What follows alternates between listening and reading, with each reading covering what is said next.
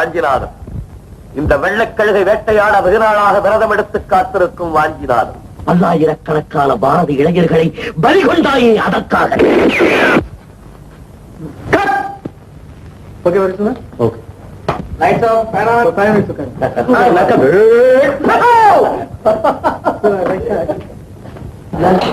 நீங்க காங்கிரஸ்காரர் தானே?